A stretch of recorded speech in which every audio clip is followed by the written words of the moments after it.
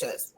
You know, after you receive deliverance, those devils are cast out of you. If your house is not sealed, if it is not filled, if it's those doors aren't closed, you know, the enemy comes back 7 times. So in order to sustain, you have to be healed of those things, as Chanel said, that you can't necessarily see, that you don't even really know is there until you're in a situation and those triggers come and you just kind of react. You kind of respond because there's just things that aren't dealt with. So I would say when it's closing those doors. Okay, so it's like closing the door. And I would say the same thing you guys are saying, getting down deep, those roots, those things that the trauma, the things that caused the issue. Say, for example, somebody being molested, and they were molested by their dad or molested by someone that was really close to them, or even just, you know, raped or bruised, battered. You know, Shayla shared her testimony of domestic violence in a bad marriage. Parents didn't treat you like they're supposed to. A sibling mistreated you. So most of the time, somebody that need inner healing, you said something. You said a word, Chanel. You said triggers. So somebody can show up and say something like that person, or they can smell. They can smell like. That's what I was about to say. Yeah, go ahead. No, I was, when you, that just, as soon as you said it, I was thinking, yeah, anything. Sometimes you don't know what it'll be. It can be a scent that you have no idea, but all of a sudden you smell this smell and you can just be angry or irritable, or all of a sudden you may be emotional. You know, you may hear, I don't know, maybe you hear something on TV or a commercial you haven't heard in 20 years, or it can be anything. It can just be the smallest trigger sometimes. And all of a sudden you're having an emotional response to it. And you're trying to figure out, what is that? Why is that there? And, you know, usually it's a result of a trauma. I remember, because I was molested as a child.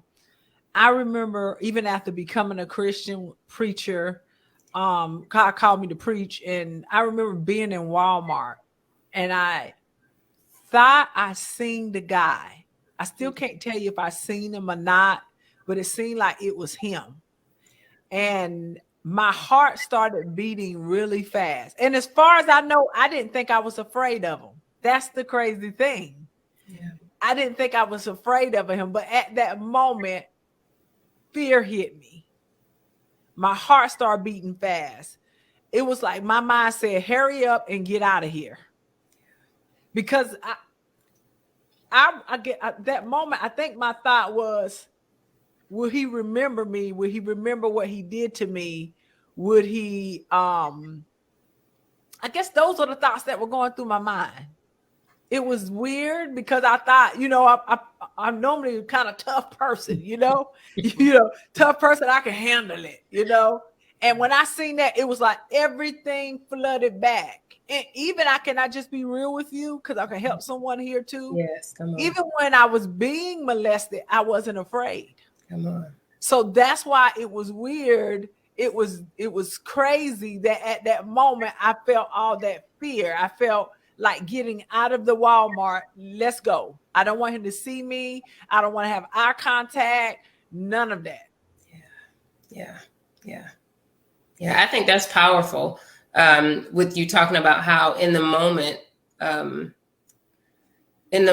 of being victimized or, you know, being molested, that there was no fear. You see the gentleman, and then that you afterwards thinking about, okay, I'm actually pretty tough, but in this moment, you're feeling all of these emotions that you probably normally don't feel. Yeah. Now, what sticks out to me is not the fact that you were fearful in the moment, not the fact that you were not afraid when it took place, but the fact that you saw yourself as strong and tough any other time. Mm-hmm. Who's to say that toughness and just who you were is not a result of the trauma that you face, right? Sometimes we think our normal personality is just who we are. Uh-huh. And the truth is, sometimes when we're tough, when we're a little bit feisty and fiery, sometimes that comes from some experience that you've had. You've been put in a situation where you had to fight back. I'm going to get it first. I'm going to do it first. I'm going to come off this way so you don't take advantage of me. So when you first said it, I was thinking about that, like, wow, what if the way you thought you were all of your life wasn't a result of, the trauma or a trauma that you had experienced? That's good. That's good. And we do see that when we're doing deliverance and inner healing. I've experienced people where I realized that was not really their personality. Yes. And they thought it was the whole time. Yes. Can y'all give us, of course, we would never give anybody names. Could you think of a situation of someone who you might have faced, and they might have didn't know there was an issue or they needed inner healing? Yeah. You're like, I got a whole bunch of, but the thing is, I love that they have that. That means that God, now we got to remember that God is using them to do it. It is God doing the work. They're not using any other power other than the power of God to, to help the person get free. Also, when you share it, could you share a little bit of detail of what you did? What did you see? So people know that it's nothing we're trying to conjure up, Yeah. I would say even, So there was a situation in speaking with someone, and so we really were having a conversation. And this is in the midst of, someone getting freedom for other things, getting deliverance for something totally different. And in the midst of that, you know how you see, like you can see someone have boldness. You can see someone have a godly boldness. You can see someone that has moments of being more reserved. But I remember sitting looking and I was thinking, what is this? And it was almost like there'd be a boldness, but then there was a level of shame that you would see, and it'd be very quick and fleeting. So I kept sitting, and I was thinking, of course, Holy Spirit started speaking, and I'm like, okay. So I waited all the way to the very end, and they told me all of what they wanted to tell me, all about this story and something else that we had worked through. And I said, is there anything that you struggle with? I said, no, I think I've discussed it all. And I said, okay. I said, if Jesus could come right now and he asked you if there's something that he could do for you, what's something that he could do for you right now?